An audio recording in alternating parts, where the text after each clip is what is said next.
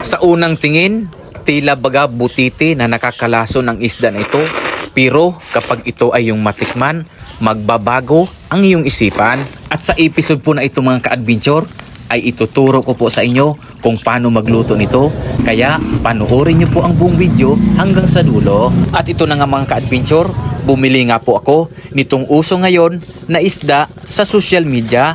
Una nga po ay hugasan muna natin ito ng malinis na tubig bago natin lutuin. At pagkatapos naman po na mahugasan ko at malinis itong mga nabili natin na isda, ay sumunod naman, nagsindi na po ako ng apoy at magsisimula na po tayo na magluto nitong ating isda na lulutuin ngayon. At sumunod naman po ay maghuhugas na nga po tayo nitong pangunahing mga rekado na siyang magpapasarap naman sa lulutuin natin na kakaibang ulam. Dahon ng libas nga po at tanglad ang siyang magpapasarap at magpapalasa dito sa ating kakaibang isda na lulutuin ngayon. At ito na nga po mga ka-adventure, hinalo-halo ko na nga po ito dahil tapos ko na nalagyan ng sibuyas at iba pang mga ingredients. Siyempre, malapit na po itong malutot, kumulo na nga po.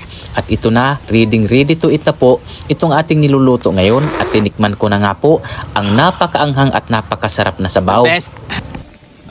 At matapos nga po ka-adventure, ang ilang minuto ay luto na nga po at ready to eat na itong ating masarap na sinabawang isda.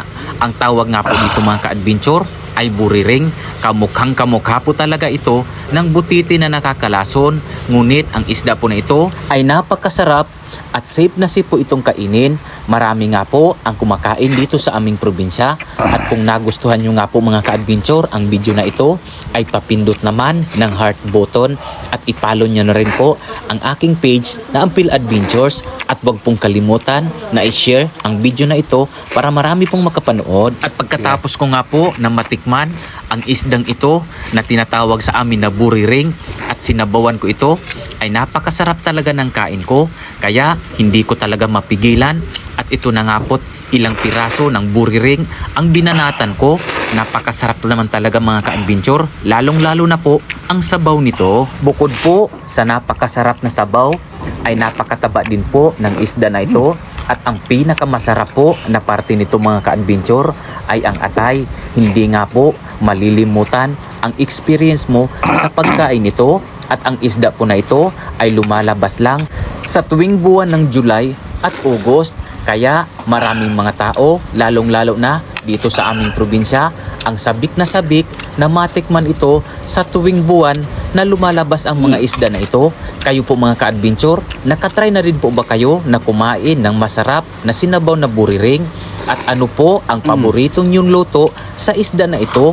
Comment down below po mga ka-adventure. At bago nga po matapos ang video na ito ka-adventure, ay gusto ko muna na mag-shoutout po sa mga nag-comment at nag-share nung nakaraang kong video na sina Dry Sirsagaw from Cebu City, Ran Pinkian from Makati City, Carlota Libues from Bantige, Masbate City, Celso Royos from 506 CDC Masbate City, Habib Duarte Sabilina OFW from Riyadh, at kay Ma'am Manilyn Lopez from Bulacan. Maraming salamat po sa suporta nyo ka-adventure. At para malaman po ng ating mga kababayan ng isda na ito ay pwede talagang kainin at safe, ay ipapakita ko sa inyo ang aking mga kasamahan na kumain at nasarapan din sa niluto nating sinabawang buriring. Mga ka-adventure, napakasarap talaga nito at paborito po dito sa aming probinsya.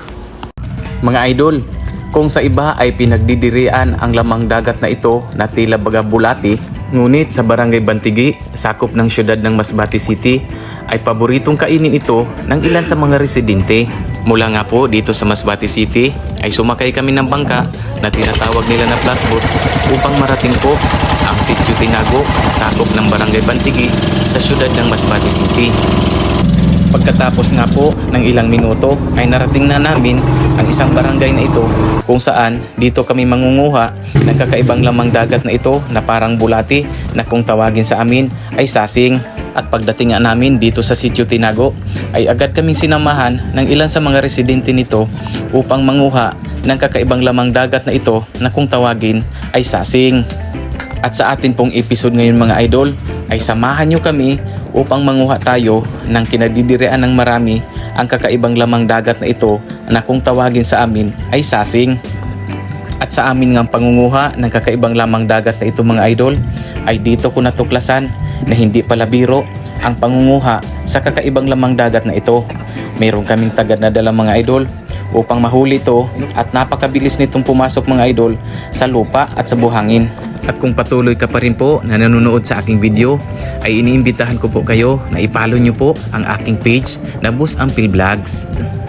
At patuloy nga po kami mga idol sa paghahanap at pangunguha sa kakaibang lamang dagat na ito na kung tawagin ay sasing. Ito nga mga idol ay madalas mahuli kapag panahon ng low tide. At sa puntong ito nga mga idol ay kasama ko pa rin sila kuya upang manghuli ng kakaibang lamang dagat na ito. At yun na nga po mga idol ay agad ng tinikman ng aming kasama at sa tingin ko ang mga idol ay sarap na sarap si kuya sa pagkain sa lamang dagat na ito. At syempre mga idol hindi rin tayo nagpahuli at tinikman din natin ang kakaibang lamang dagat na ito. At halos po mag-1 kilo na nga mga idol ang aming nakuha sa kakaibang lamang dagat na ito na para bagang bulati kung yung tititigan. At syempre mga idol, yung isa sa aming kasama ay sinubol ko na rin kumain upang patunayan na itong mga lamang dagat na ito ay ligtas talagang kainin at napakasarap po. At kung nagustuhan nyo nga po mga idol, ang video na ito ay pwede nyo itong i-share sa inyong mga kakilala, kaibigan at kamag-anak. At yun na nga po mga idol, tapos na kami manguha ng sasing at agad ko nga po itong hinugasan dito muna sa dagat at mamaya ay dadalhin ko na ito sa dalampasigan upang doon na natin tapusin na linisin ang kakaibang lamang dagat na ito. At yun na nga po mga idol, ay naghanap na ako ng pipistuhan kung saan doon ko ito lilinisin. Una nga po mga idol ay tagad kong tinanggal sa container at inilagay ko sa plato upang simulan ng linisin at tanggalin ang bituka ng kakaibang lamang dagat na ito. Yun nga mga idol, kinakailangan baliktarin upang masiguradong malinis ang kakaibang lamang dagat na ito na tinatawag sa amin na sasing. At yun na nga po mga idol, tapos ko nang mabaliktad ang katawan ng kakaibang lamang dagat na ito na tinatawag sa amin na sasing. So mga idol, lilinisin na nga natin itong mga idol ng syempre malinis na tubig upang siguradong safe itong kainin. At syempre po mga idol, ang napili kong recipe sa kakaibang lamang dagat na ito ay kinilaw. So ito mga idol, susubukan natin kilawin at matitikman natin mamaya kung gaano kasarap ba ang kakaibang lamang dagat na ito. At agad nga po akong naghiwa mga idol ng kamatis, siyempre sibuyas na bombay at siyempre mga idol hindi rin mawawala yung sili para mas lalong umanghang itong ating kikilawin ngayon. At sumunod nga po mga idol ay agad ko nang inilagay yung kamatis, sibuyas at siyempre yung sili para mas lalong sumarap itong ating kinilaw na sasing. At di rin po mawawala mga idol ang isa sa pinakaimportanteng sangkap sa pagkilaw sa kakaibang lamang dagat na ito. Suka nga po ng niyog mga idol ang ginamit ko sa pagkilaw. At syempre mga idol, nilagyan ko na rin ito ng asin para malasa at syempre masarap ang pagtikim natin mamaya ng ating kinilaw na sasing.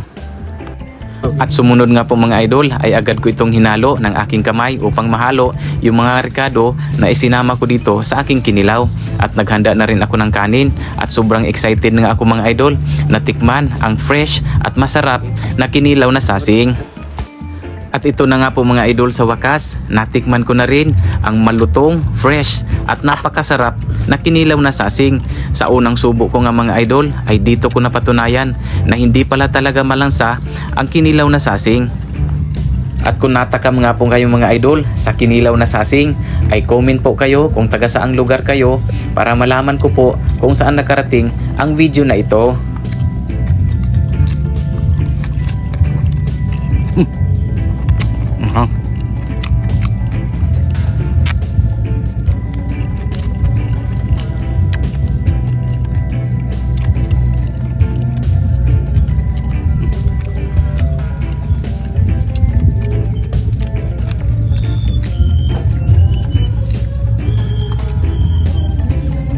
Dekat banget.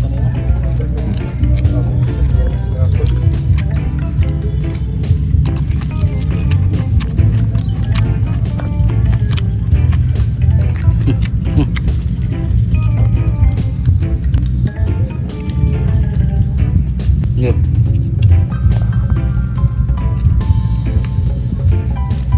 Dekat banget, dekat.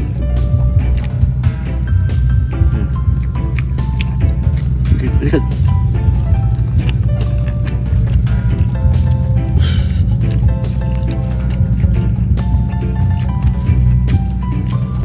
Ito na.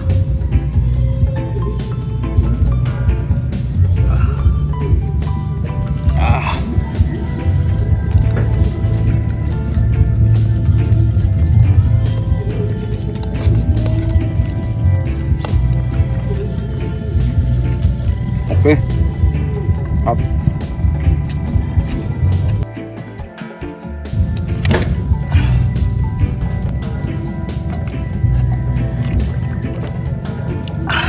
Busog.